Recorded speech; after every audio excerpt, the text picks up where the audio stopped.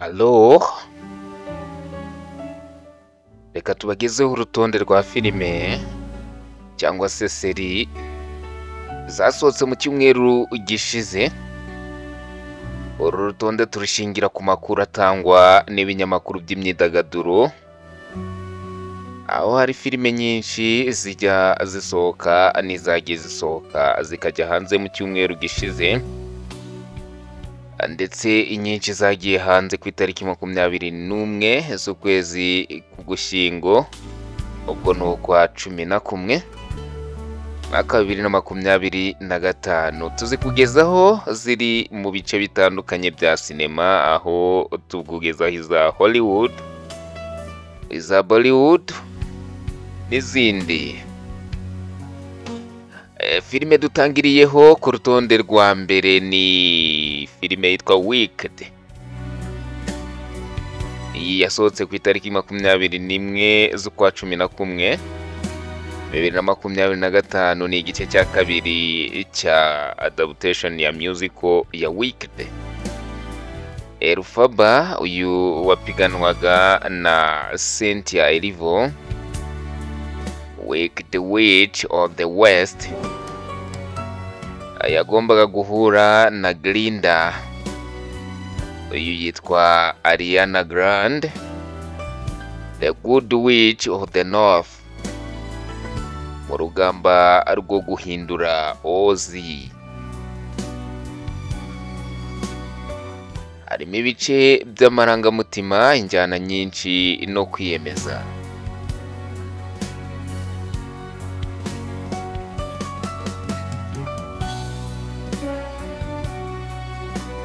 Reka tujye ku mwanya wa kabiri, aho dusanga filime yitwa Sisu cyangwa se Road to Revenge, umuhanda ugana kwihorera. Iyi ni filime mu bwoko bwa action cyangwa se intambara. Ni inkuru y'umugabo witwa Atani Korpi wahagarariye ubutwari ndetse asubira mu nzira yo guhindura imitima nyuma y'igitero cyamugabweho. Yarwana agamije guhangana n'uwamugabyeho igitero, ndetse uwamugabyeho igitero ashaka kumwica, akarwana nawe ashaka guhindura amateka y'umuryango we.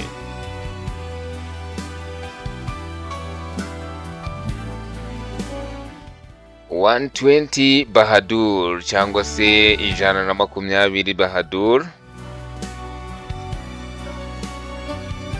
Iyi ni filime yo mu bwoko bw'intambara n'amateka.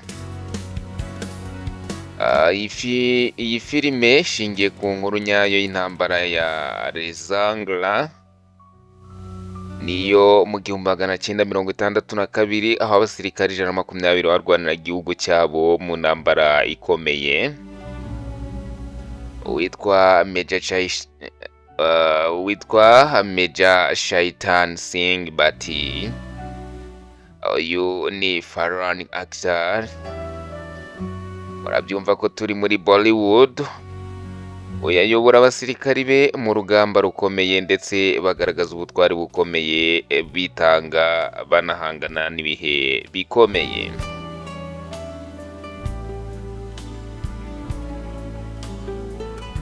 Mastikane. Iyi ni filime yasohotse kuwa 21 Ugushyingo 2025, cyangwa se ku itariki 21 z'ukwa 11 2025. Ni filime ya kane ku murongo wa filime z'uruhererekane rwa Masti, aho bagaruka ku rukundo, inshuti, ubusambanyi n'ibyishimo. Abashakanye n'inshuti zabo bakomeza mu bintu by'akajagari k'urukundo n'ubuzima bwabo bwa buri munsi.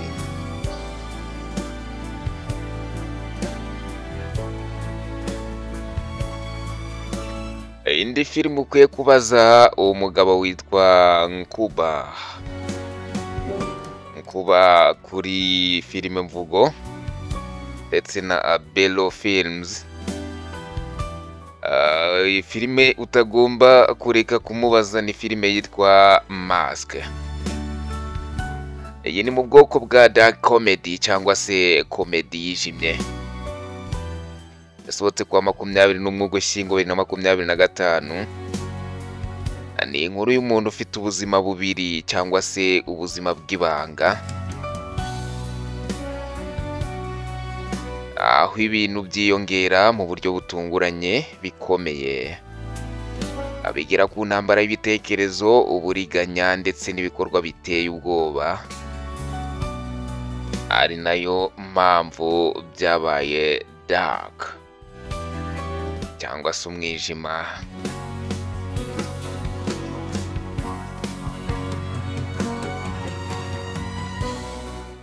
Turakomereza kuri Middle Class.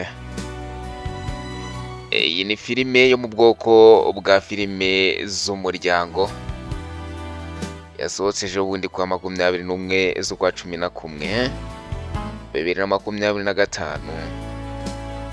Iyi ni filime yibanda ku buzima bwa buri munsi bw'umuryango w'abantu basanzwe cyangwa se middle class cyangwa middle class, bashaka kwiyubaka, intego, ibibazo by'imibereho n'udushya.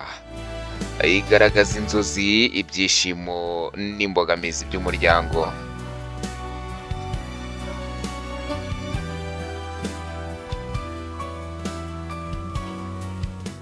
Teyaval Kulai na Dunga. Iri mu bwoko bwa crime cyangwa se filime z'ibyaha. Iyi ni inkuru y'icyaha n'urujijo, aho abakinnyi bafite imigambi, amabanga n'ingaruka zikomeye, harimo ubushyamirane, ubutabera no gucengerwa na politiki yihishe inyuma y'ibyaha.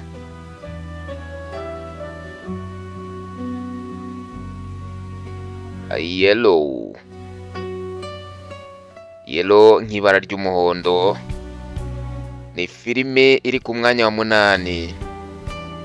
Iyi filime iri mu bwoko bwa drama. Iyi filime yasohotse ku itariki 21 z'ukwezi k'Ugushyingo 2025. Ni filime yerekana urugendo rw'umugore cyangwa umusore mu buzima, abishingiye ku nyota, ubuhanga no kwiyubaka. Injyana y'umuzika ikayigira inkuru y'imbaraga no gukura mu bitekerezo.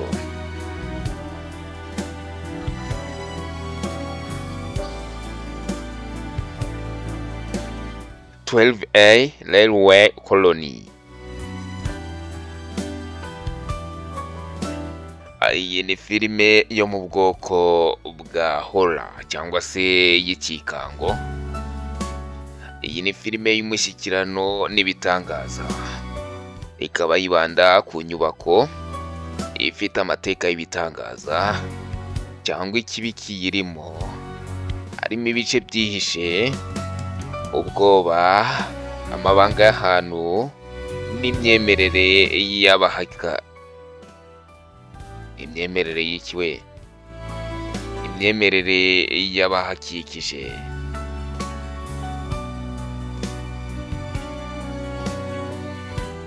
Turakomeza ku mwanya wa 10 aho dusanga filime yitwa Punch Mina. Iyi ni filime iri mu bwoko bwa comedy family cyangwa se comedy z'umuryango. Ni inkuru y'urukundo cyangwa umuryango, aho hari ubukwe bw'uwitwa Raju na Rambai, imivugo y'urubyiruko, umuziki n'ibyishimo n'imibyinire by'ubuzima bwa buri munsi.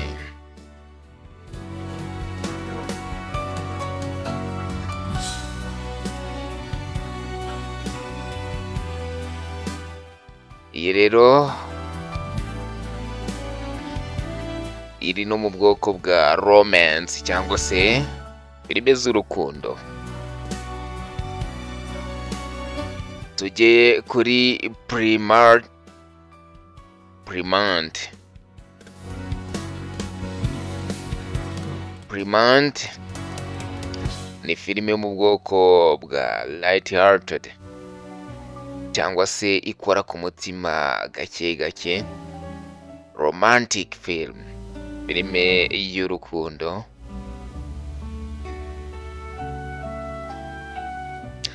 Iyi filime y'amarangamutima yoroshye ikubiyemo urukundo, umunezero, inzozi z'urubyiruko n'ibyishimo by'umuziki cyangwa umuryango. Iyi filime rero ntukabe wayicikwa, ejo cyangwa ejo bundi uzayibaze nkuba kuri Abelo Films. Reka tunyarukire kuri Bank of Bhagilashmi cyangwa se banki ya Bhagilashmi. Iyi nk'uko mwayumvise rero iri mu bwoko bwa action ndetse n'ibyaha n'amafaranga. Iyi filime ntuyicikwe rwose, uzayisanga kuri filime mvugo mu gihe cya vuba kwa Nkuba. Njye mba ndahangaha kugira ngo mbagezeho filime zigezweho ubundi muzibabaze, nibanga kuzibazanira muzambwire.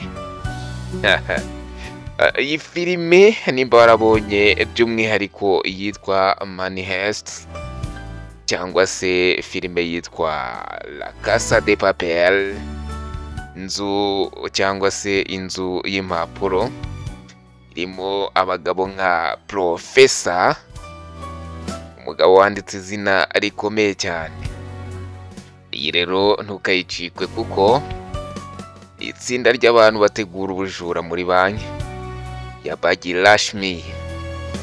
Inkuru irimo urujijo, amakimbirane, gahunda zo kugaba ubujura no guhangana n'ingaruka z'ibikorwa byabo.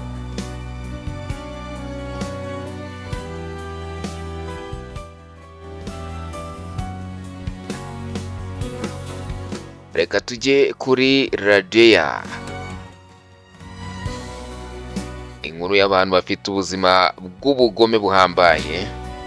Ibyaha aho hari umunyabyaha, umunyamakuru bakoranaga ubucuruzi butazwi ndetse n'umubano wihariye hagati y'abayobozi batandukanye. Iyo filime rero ntukazabe wayicikwa.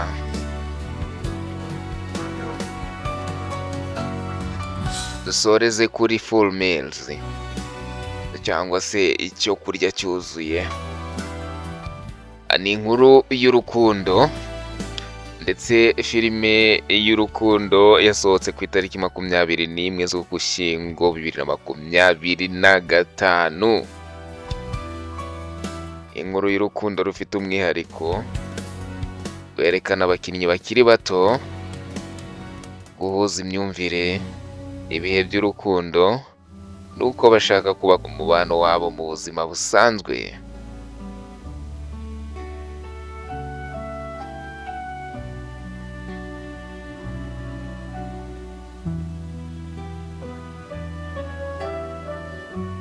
Reka nkwibutse ko izi ari filime tuba twabatoranyirije ndetse mutagomba gucikwa mukazibaza ababagezaho agasobanuye. Barimo aba bibihangange tuzi nk'aba Rocky Entertainment, barimo ba Junior Giti ndetse n'abandi batandukanye, barimo ba Nkuba. Muyimubaze bidatinze.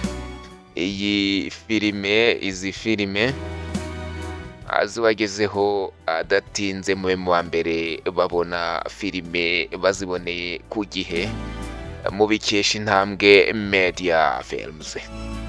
Intambwe Media Films tubagezaho ibiganiro bitandukanye, ariko by'umwihariko filime zigezweho, amakuru y'ibyamamare muri filime n'ibindi bigiye bitandukanye.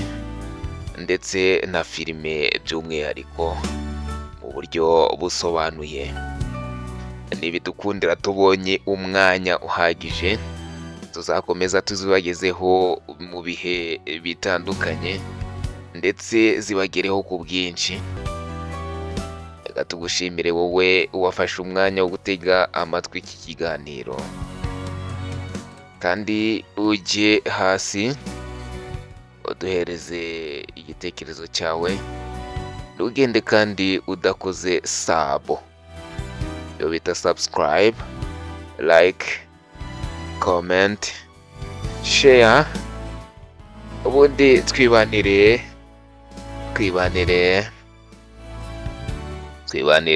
muri ibi bihe byiza nk'uko mubimenyereye kuri uru rubuga. Iyi ni episode ya mbere, tuzakomeza uko iminsi igendeza tubagezaho n'ibindi bitandukanye, ibindi byinshi muri filime, cyane cyane tubagezaho filime zigezweho mudakwiye gucikwa, tubagezaho amateka filime zaciye ibintu bigacika. Ciao ciao.